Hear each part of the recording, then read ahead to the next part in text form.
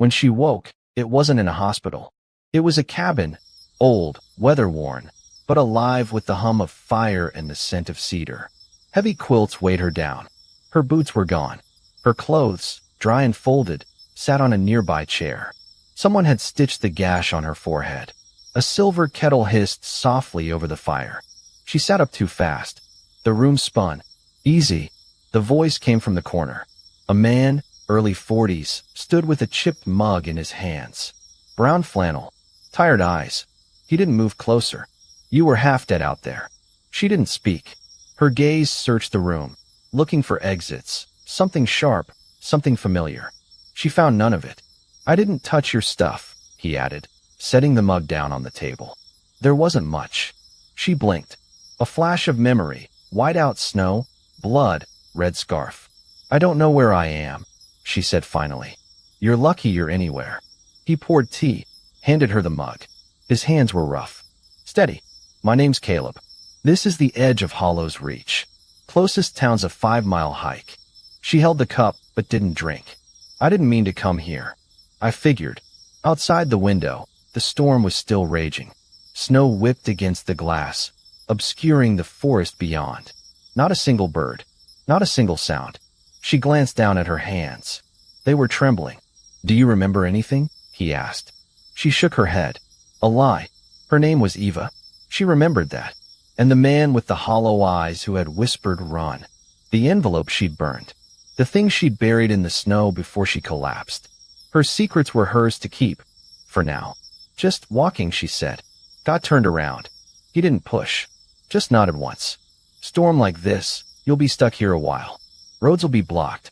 No signal. Eva looked back at the fireplace.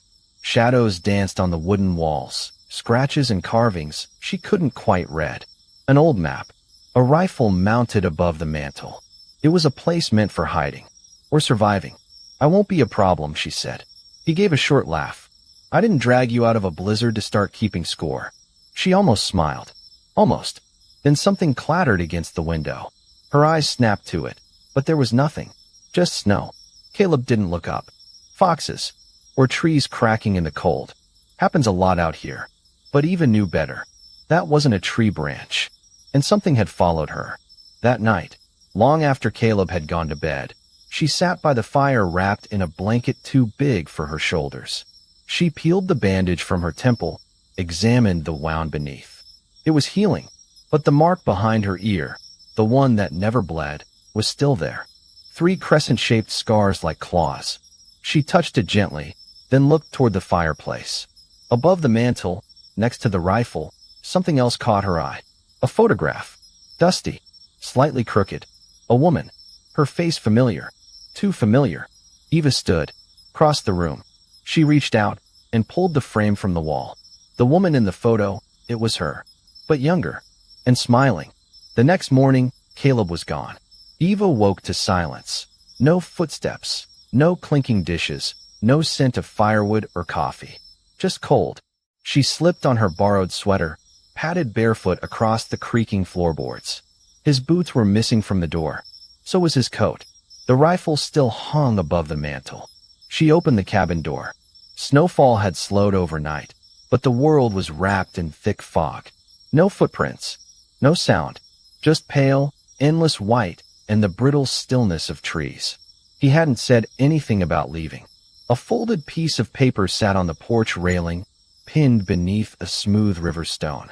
She stared at it, then picked it up. Stay inside. Don't answer the door. Not even if it's me. That was it. Her breath caught. A pulse of something old and primal surged in her chest, panic edged with instinct. She turned, eyes darting to the trees. Nothing. Still, she shut the door and locked it. Inside, the fire had died. The air grew colder by the minute. By noon, the silence felt heavier. The kind that made you forget how your own voice sounded. She boiled tea, ate dry crackers, watched the window. She could feel something waiting beyond the fog. When the knock came, it was soft. Not frantic, not forceful, just deliberate. Knuckles against wood. She froze. Every part of her, still. The knock came again. 3 slow taps. Then a voice, too calm. Eva, it's me. Caleb. It wasn't his voice. She backed away from the door. Her heart thudded against her ribs. Eva, open the door. She stared at the handle. It didn't turn. Whatever stood outside was waiting for her choice. A shadow shifted across the frosted glass. Just a shape. No features. Then, tap, tap, tap. Not the door this time. The back window. She turned. Another shadow. Taller. And another, closer. The cabin was surrounded. Eva grabbed the fire poker. The knock at the front door stopped.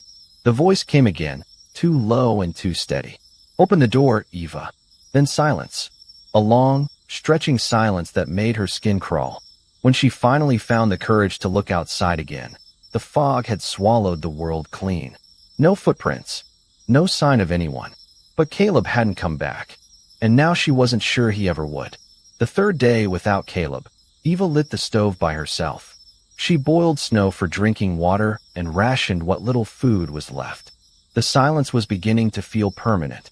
That evening, she found a photograph in a drawer beneath the bed, faded, with curled corners.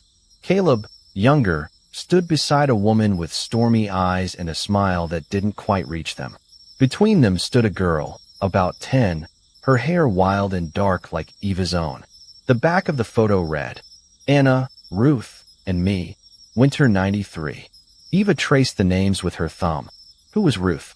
The next morning, someone else arrived.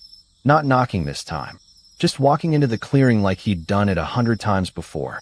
A young man, tall and broad-shouldered, with a limp in his left leg and a satchel slung over his back. He didn't reach for the cabin door, just sat on the front step and waited, carving something small from a chunk of wood. After watching for nearly an hour, Eva cracked the door and called out, "Who are you?" He didn't flinch. "Name's Micah. Caleb sent me. Said if he didn't come back by the third night, I should check on the girl with the red scarf." Eva stepped out slowly, poker still in hand. "You knew him?" Micah nodded.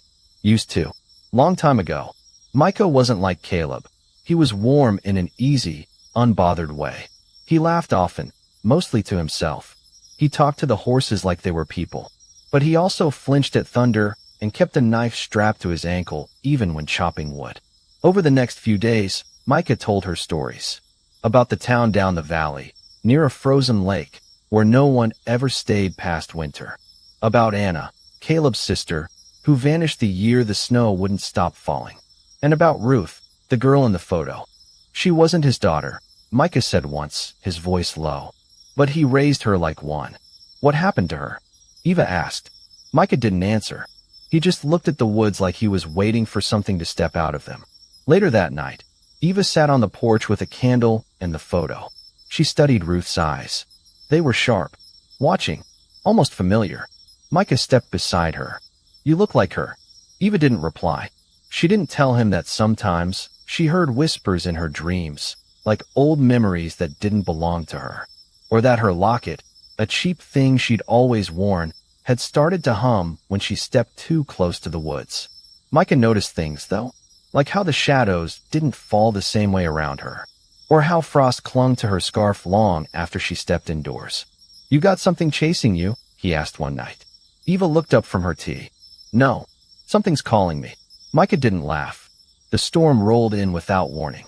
Micah had gone to check the traps before dusk, promising he'd be back by sundown. But night came fast, and with it, a wind that screamed through the trees like something alive. Eva stood at the window, watching the tree line, fingers tight around her scarf. The locket burned against her chest, hotter now, pulsing in rhythm with her heartbeat. She tried to wait. She counted her breaths. She lit every lamp in the cabin. But Micah didn't come back. At midnight, she couldn't take it any longer. She pulled on her boots, took the lantern, and stepped into the snow. The woods swallowed her whole. Visibility dropped to almost nothing. The wind tore at her coat, flinging snow into her eyes. But she kept moving, toward the ridge where Micah said the traps were laid. That's when she saw the footprints. 2 sets. One large, one smaller. Both dragging. One of them was Micah's, she was sure of it. The other, she didn't know. The trail veered left, away from the traps, deeper into the forest. She followed without thinking.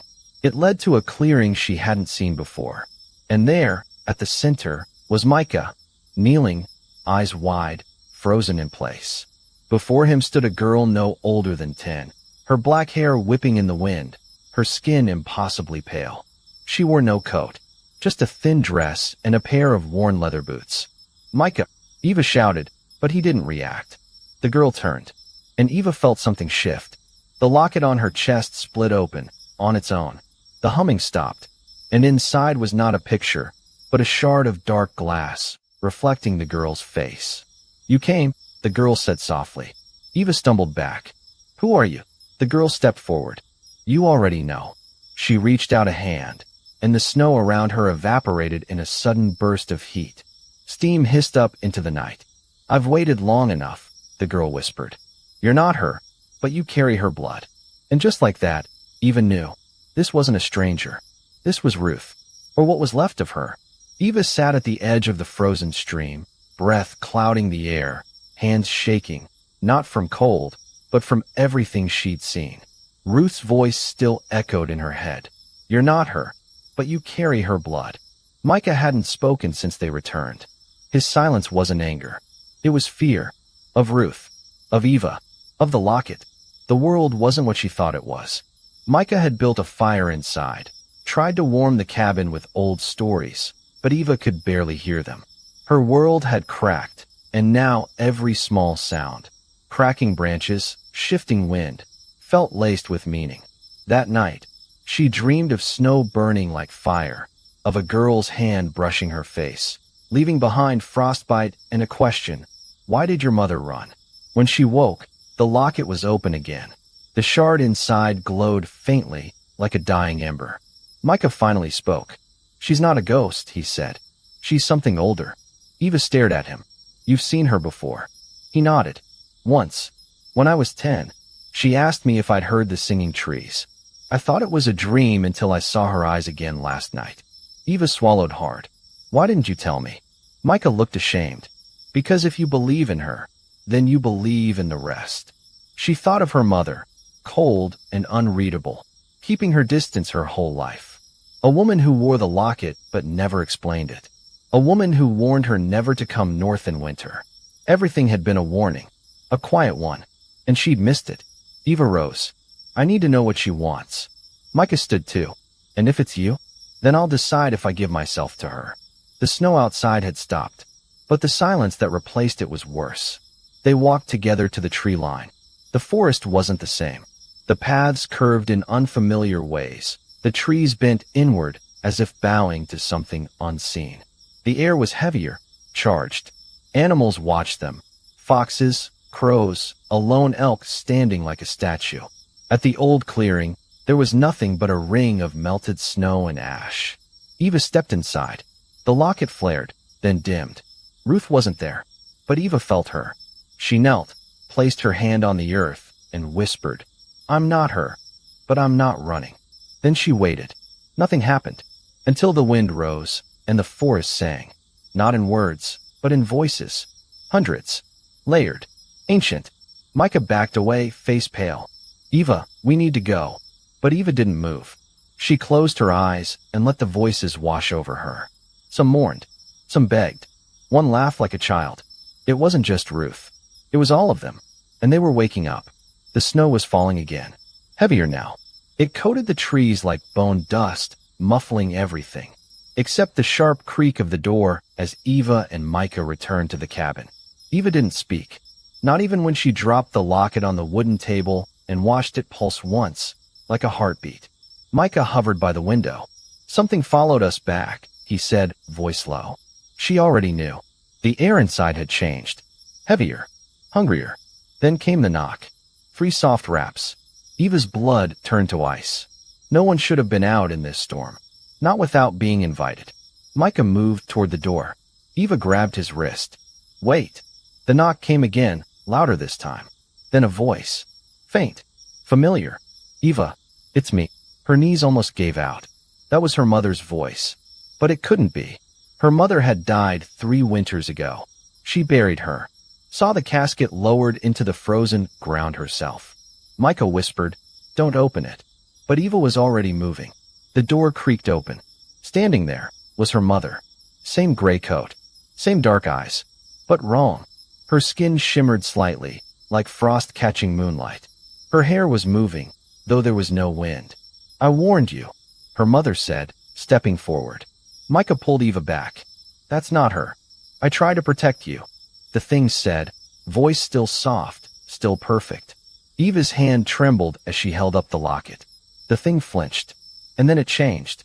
The mother's face twisted, first into something skeletal, then into a hollow-eyed girl with blackened teeth, then into Ruth, mouth full of needles.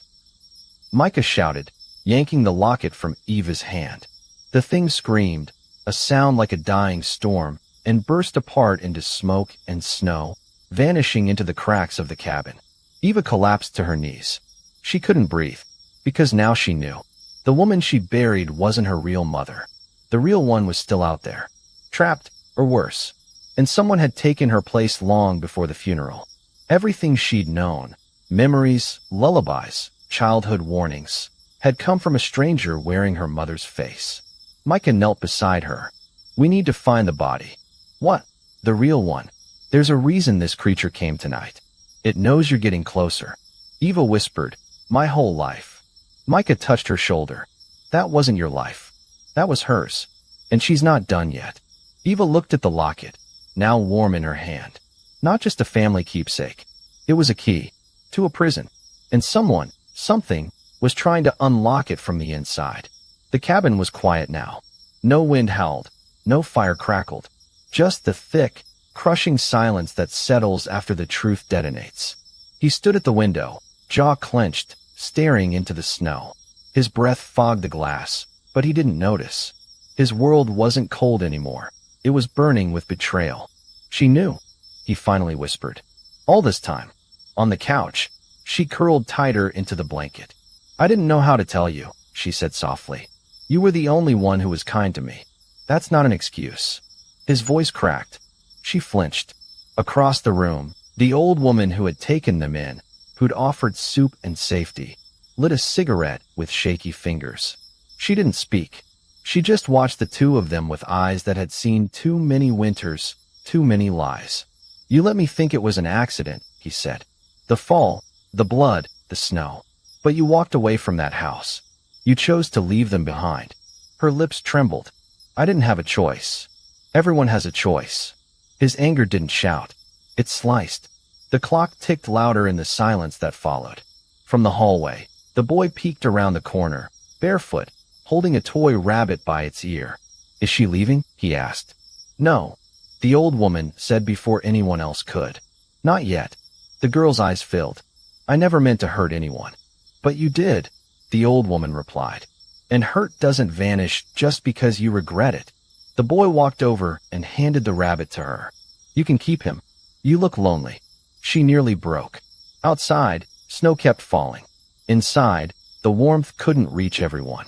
The storm had passed, but its aftermath lingered like a cold fog. Dust Hollow lay beneath a sky too clear, too exposed for the kind of secrets it held. Arya stood on the porch of Dawn's Hollow, the wind biting at her cheeks, her breath still heavy from the emotional collapse that had nearly broken her. But in the quiet that followed the storm, there was space. Space for clarity, for new purpose. Sage had withdrawn again, her mind and heart caught in the grip of the locket and its curse. The woman in black haunted her dreams and waking moments. But Arya couldn't afford to dwell on that. There was something she had to do. A faint light flickered in the distance. The town, wrapped in its silent hostility, watching and waiting. It made Arya's skin crawl, but there was a shift inside her, a decision that had crystallized through the wreckage. The betrayal, the anger, the confusion, they'd all turned to something more focused. A new fire had been lit inside her, not just for survival, but for the truth, for revenge. She wasn't just going to let Dust Hollow swallow them whole.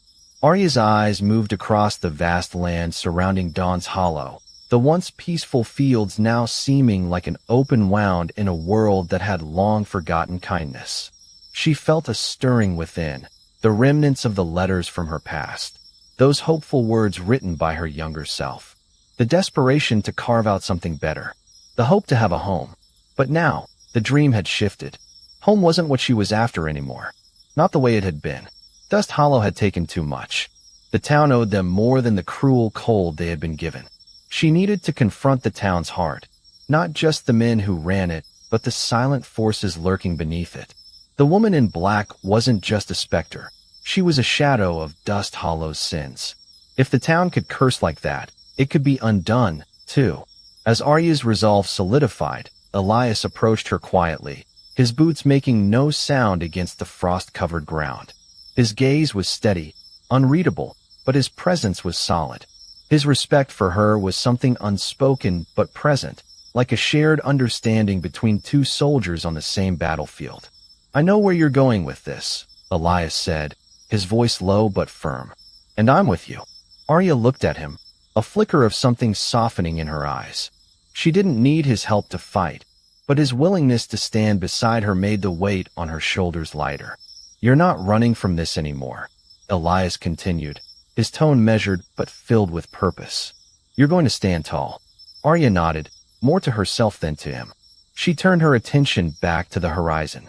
Her hand rested on the hilt of her knife, the familiar weight grounding her in this new mission. Finn appeared from the barn, his usual playful grin replaced by something more serious.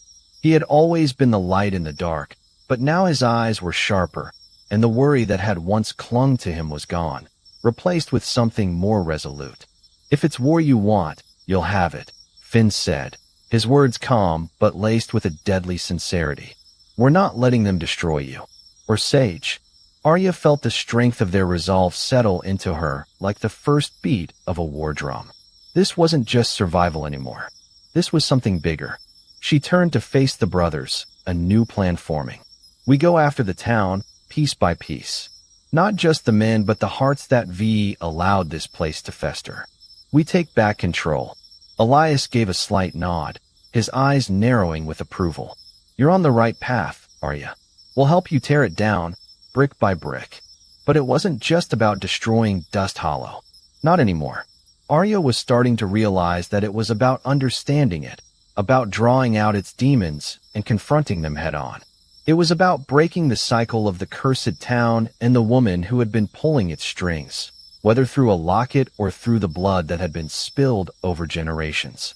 Arya's mind worked in patterns now, calculating the next steps, but more importantly, she was learning how to move in the silence between the cracks.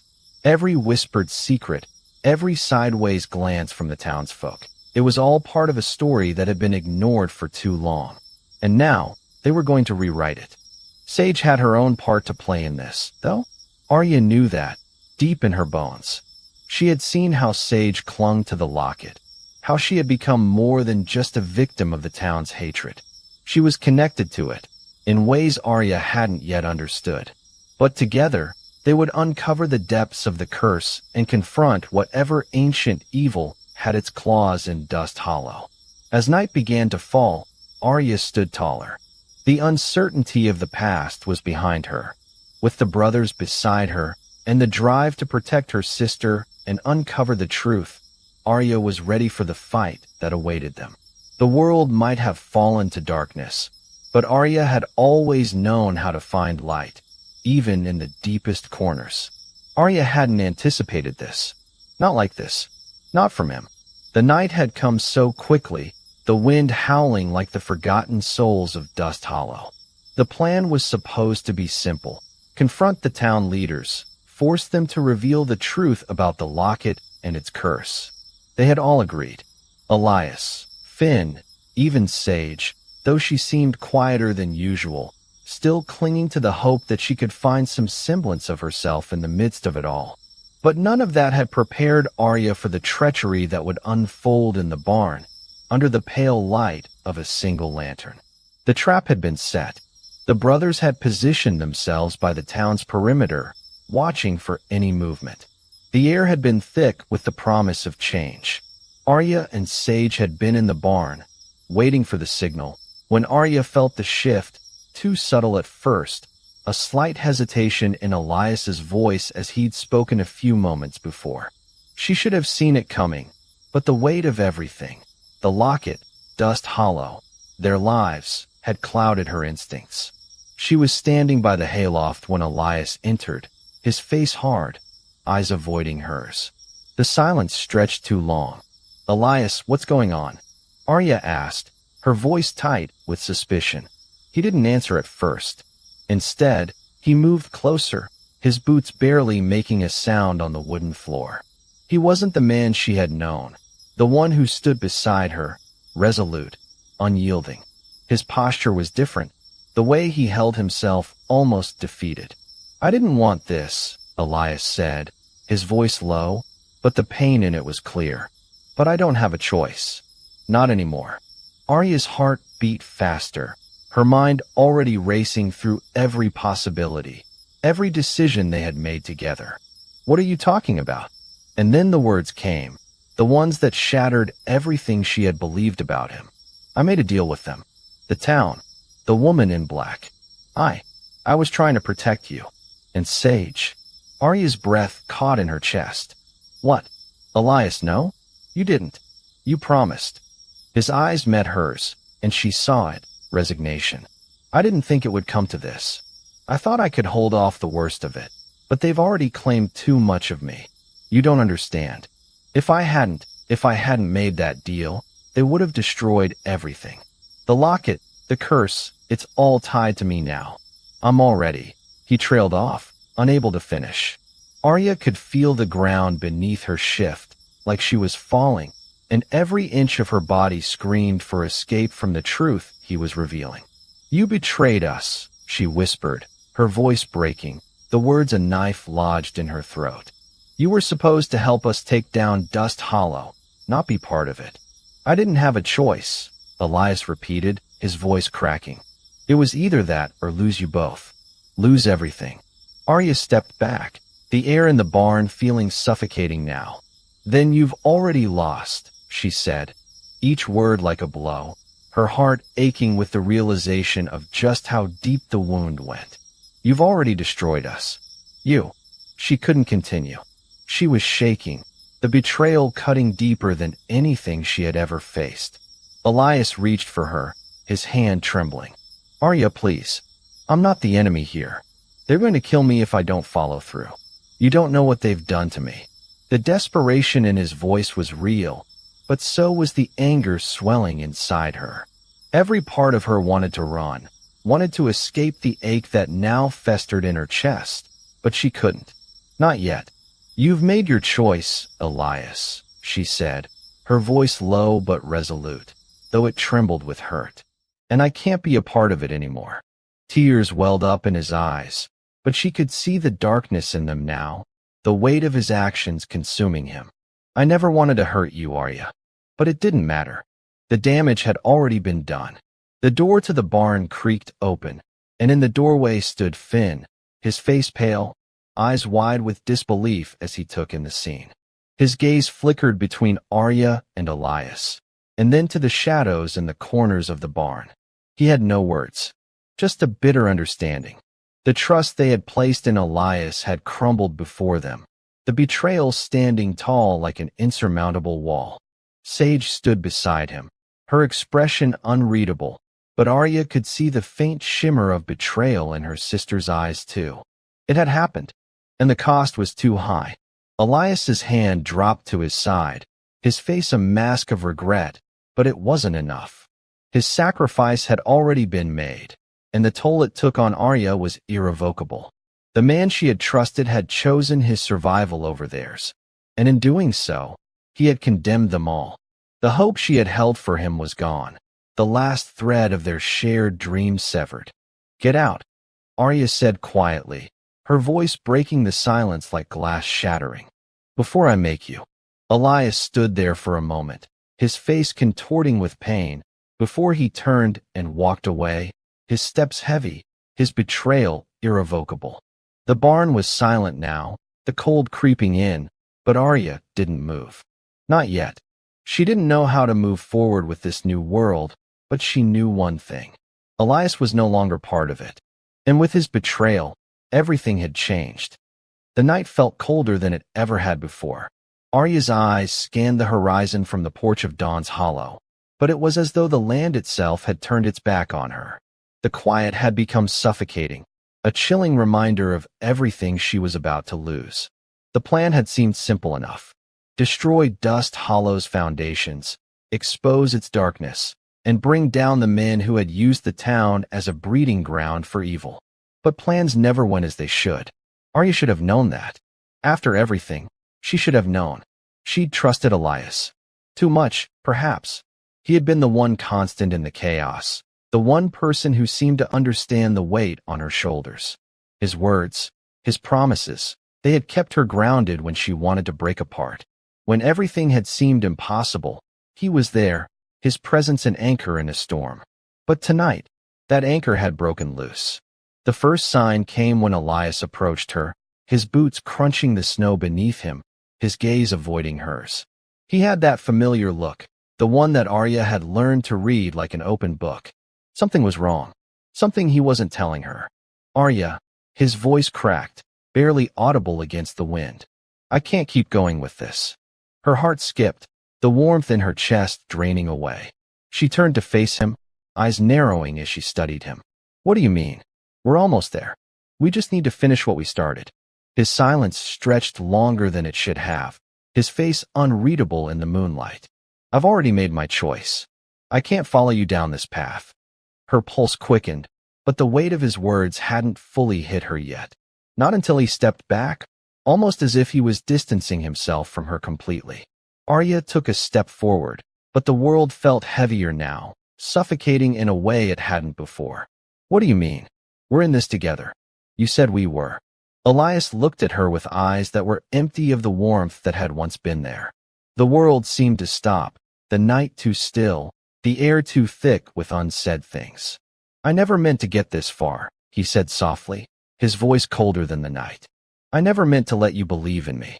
I wasn't here to fight with you, Arya. I was here to watch, to make sure it all burned. Her breath caught in her throat. Her mind raced, trying to piece together the fragments of the betrayal. No, she whispered. You're lying. You're not. I am. Elias interrupted her sharply, his gaze no longer soft, no longer caring.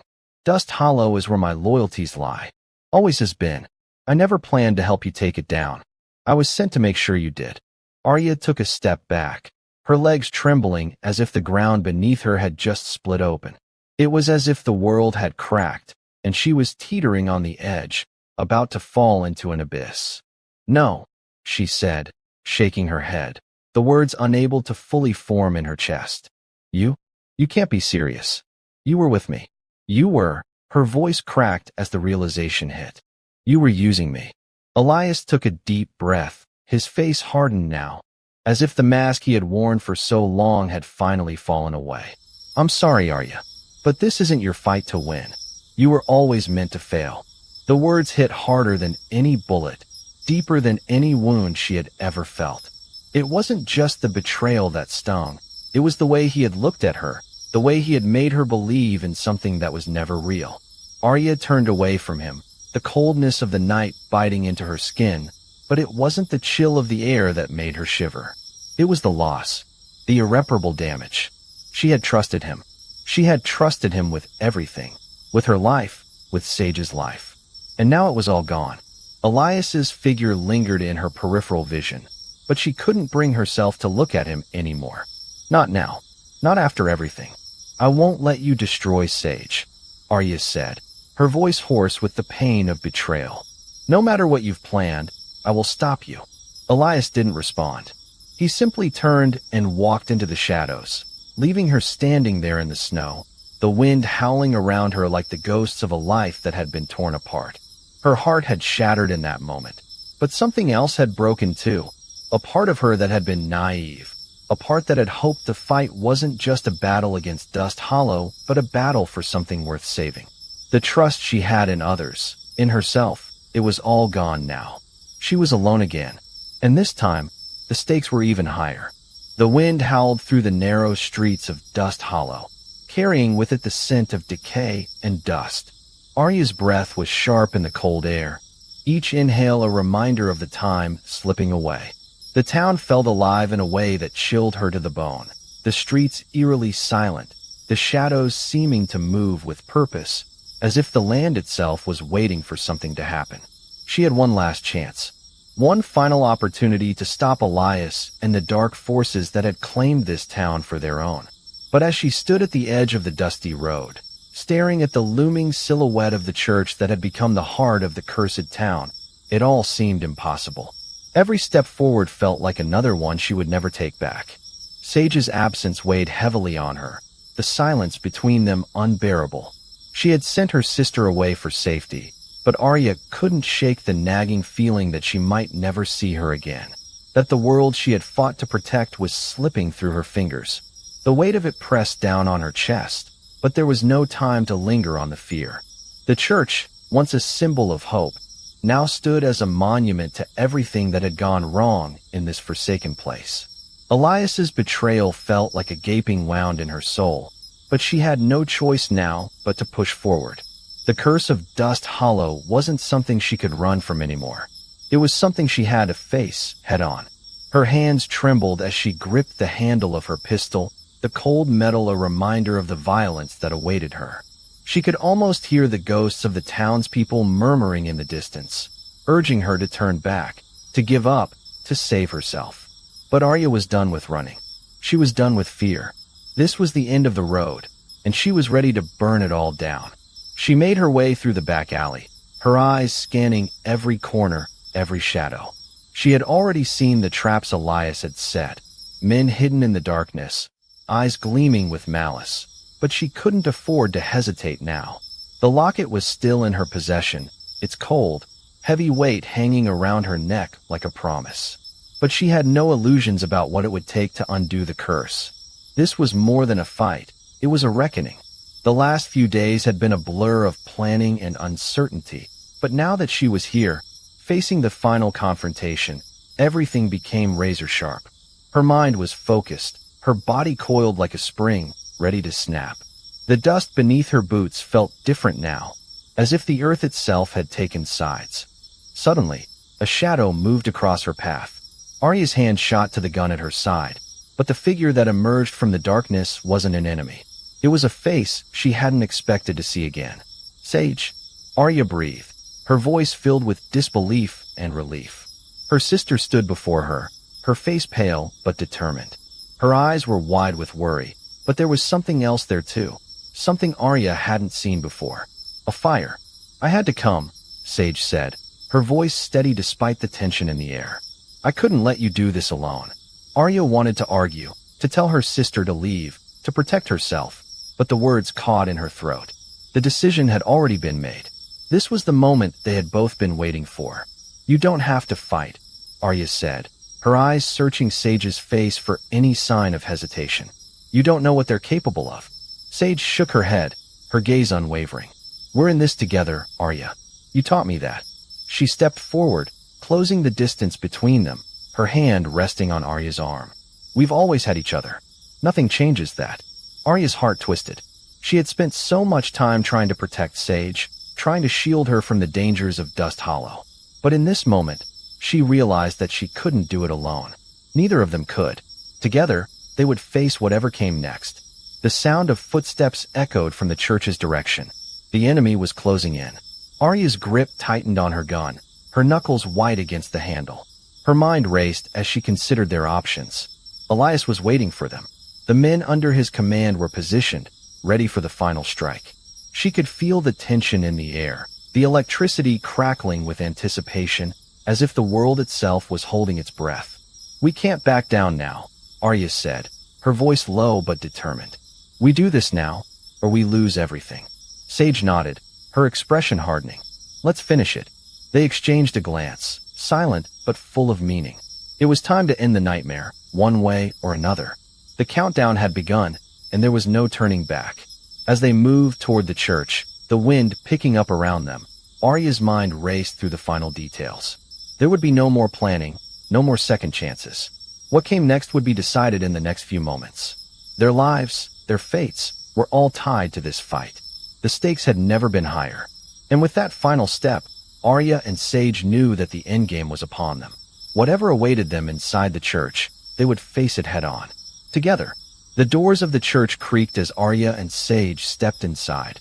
their boots striking the cold floor with an eerie echo. The air was thick with dust, the scent of decay and burned incense lingering in the corners. The stained glass windows cast jagged slivers of light across the space, the colors distorted and dark. It was a hollow place, a tomb, and every inch of it whispered of death and betrayal. Arya's heart thundered in her chest. The locket hung heavy around her neck, its weight like a constant reminder of what they were here to do. Every nerve in her body was on edge, a feeling she knew all too well from the countless fights she had faced before. But this time, it wasn't just about survival. It wasn't just about facing down the supernatural forces that haunted Dust Hollow. This time, it was personal. Elias stood at the altar, his back to them, his figure bathed in the dim light of the candles surrounding him. His voice, soft and smooth like silk, cut through the silence. "You're too late," he said without turning around. "The curse has already taken root. There's nothing you can do to stop it." Arya's jaw clenched, and she took a step forward. "You're wrong, Elias," she said, her voice low but steady. "This ends tonight." Sage moved beside her, eyes narrowed, ready for whatever came next. She had always been the calm in their storm, but now she was different. There was a fire in her eyes, a determination that mirrored Arya's. They were no longer the sisters who had arrived in Dust Hollow full of doubt and fear. They had seen too much, fought too hard, to turn back now. Elias chuckled, but there was no warmth in it. He turned to face them, his dark eyes glinting with something cold and calculating. "You've always been too naive, Arya. You think this is about some locket, some curse? It's about power, and I have it." The locket was only ever a means to an end. Arya's grip tightened on her gun, but she didn't fire. Not yet. She needed to hear him, to understand how far gone he was. She had hoped, against hope, that somewhere inside him, the brother she had once known still existed. But now, standing here in the heart of the storm, she saw the truth. Elias was lost. Whatever humanity had once been inside him had been swallowed whole by the darkness he had embraced. "You were always power-hungry," she said, her voice barely above a whisper. "But this is beyond redemption." Sage's voice rang out, strong and sharp. "And you're not going to win." Elias' lips curled into a smile that made Arya's blood run cold. "You still don't understand. You never did. You think you can stop this because of some misplaced sense of justice. But you're just pawns in a game far bigger than you. The town is mine now, and there's nothing you can do about it." A figure emerged from the shadows behind Elias. One of his followers, a hulking man with a scar running down his face. He stepped forward, holding a blade that glinted in the low light. The man's eyes were empty, devoid of any humanity, a puppet to Elias's will. Arya's fingers twitched, ready to draw her weapon, but she felt Sage's hand on her arm. She glanced at her sister, who gave a small nod. It was a silent understanding. This wasn't just about fighting. This was about ending it. Together, Sage stepped forward, her eyes never leaving Elias. "You're not just fighting us, Elias," she said, her voice steady but filled with conviction.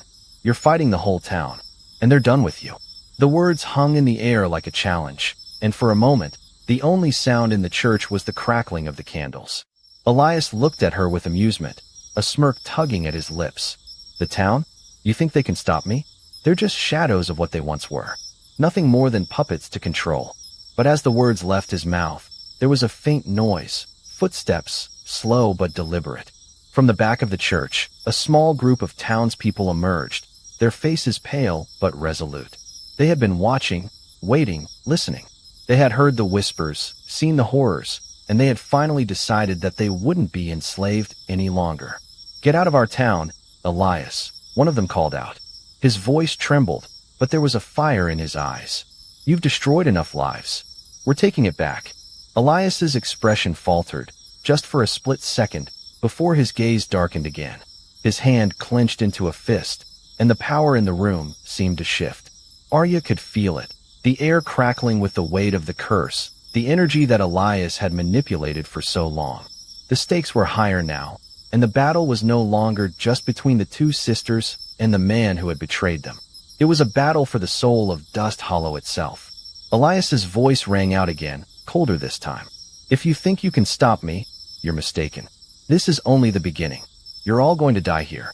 With a wave of his hand, The room seemed to explode with dark energy. The walls seemed to pulse, the air thick with malice. The followers behind Elias surged forward, their eyes glazed, weapons drawn. The fight began. Sage was the first to move, darting to the side as one of Elias's men lunged at her. She was fast, faster than Arya had ever seen her, and with a swift motion, she disarmed the man and sent him crashing to the ground.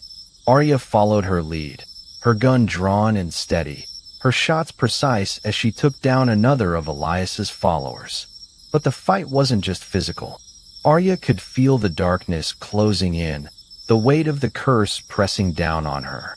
The town was alive with fear and anger, the energy of the people who had once been victims now rising up to reclaim what was theirs. She could feel the pulse of it, like the heartbeat of the land itself, and she knew this was their final stand.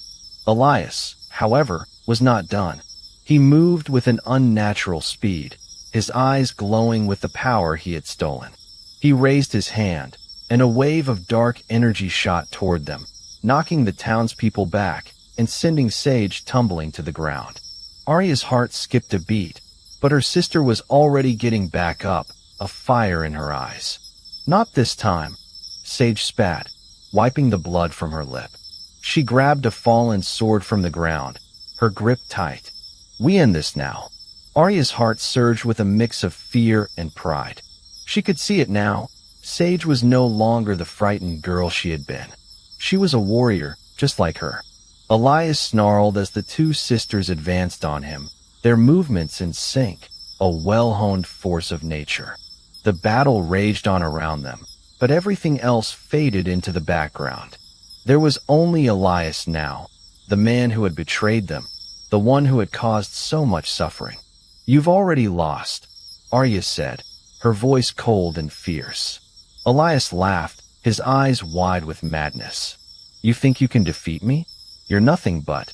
Before he could finish, Arya and Sage struck at the same time, their combined force overwhelming him. The dark energy surrounding him seemed to shudder, faltering for the first time. And then, with one final, devastating blow, Elias crumpled to the ground. The room fell silent, the echoes of the battle fading away. The weight of the curse seemed to lift, the oppressive air growing lighter. But even as Elias's body lay still, the sisters knew the town was far from healed. There would be no instant salvation. The pain and suffering would take time to undo. But in this moment, they had won. They had fought back. Dust Hollow was theirs once again. The church stood still in the aftermath, its shadows now retreating into the corners. The air had cleared, the oppressive weight of Elias's curse lifting, but the silence that followed was heavy with the cost. Arya stood at the altar, her breath slow and measured, her gun still in her hand, the barrel cold against her skin. The battle was over, but the fight had left its mark on her. On all of them. Sage stepped up beside her, wiping the sweat from her brow, her face bruised but unwavering. There was a quiet understanding between them now, an unspoken bond that had only strengthened in the chaos. Dust Hollow had taken so much from them, so many lives, so many dreams, but it had also given them something back. A sense of purpose, a sense of home. It's over, Sage said, her voice soft but certain. Arya nodded, though her heart was still heavy. She had expected the relief to come rushing in, expected the joy of victory to wash over her. But instead, there was just an emptiness. The town was freed, yes, but at what cost? How much of themselves had they lost in the process? The townspeople who had fought alongside them were gathering outside the church, their faces weary but filled with a quiet hope. They had not just witnessed the end of Elias, they had reclaimed their lives. And yet, Arya could see the sadness in their eyes. The scars left by the years of terror weren't something that could simply be washed away. She glanced at Sage, who was already moving toward the door, her eyes scanning the horizon. The town had been shattered, but the pieces were still there, waiting to be put together. And for the first time, Arya realized that it wasn't just about survival anymore. It wasn't just about escaping Dust Hollow with their lives intact. It was about rebuilding, reclaiming what was lost. What happens now? Arya asked, her voice uncertain. Sage's gaze softened as she turned back toward her sister. Now we build. Together. It wasn't a promise that everything would be easy. It wasn't a guarantee that the scars of Dust Hollow would ever fully fade. But it was a hope, a quiet belief that, despite everything they had lost, there was something worth fighting for.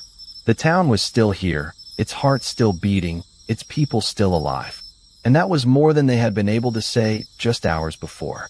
As they stepped outside, the wind whispered through the streets, carrying with it the faintest hint of spring.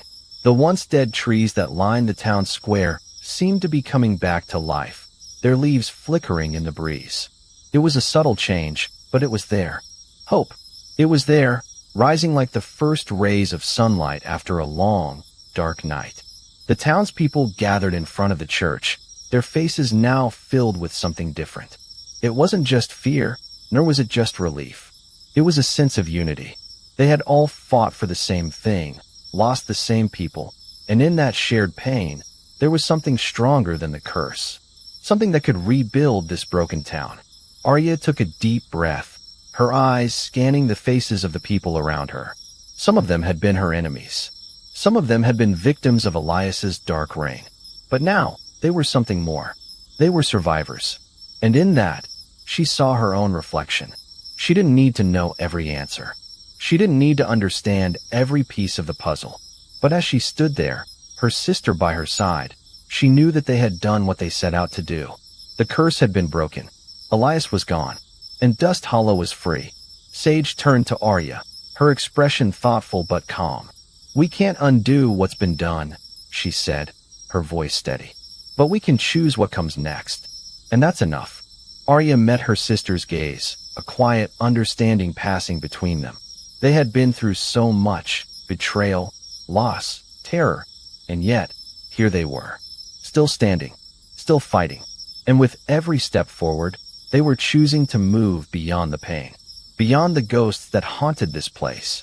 The wind carried the sound of distant laughter, soft and uncertain but alive. Arya's chest tightened as she realized it wasn't just the town that was healing. It was them too. The sisters had come to Dust Hollow for answers, but what they had found here wasn't just a cursed town. It was a place where new stories could begin, where old wounds could begin to heal. And though the shadows of their past would always linger, Arya and Sage knew that they would face whatever came next, not just as sisters, but as two people who had fought together, lost together, and now were determined to rebuild together. As the sun dipped lower on the horizon, painting the sky with hues of gold and red, Arya allowed herself a rare, quiet smile. Dust Hollow might have taken so much, but it hadn't taken everything. There was still hope, still life, and for the first time in a long while, Arya believed in the possibility of something new. The road ahead was uncertain, but it was theirs to walk, together, and that, in the end, was enough.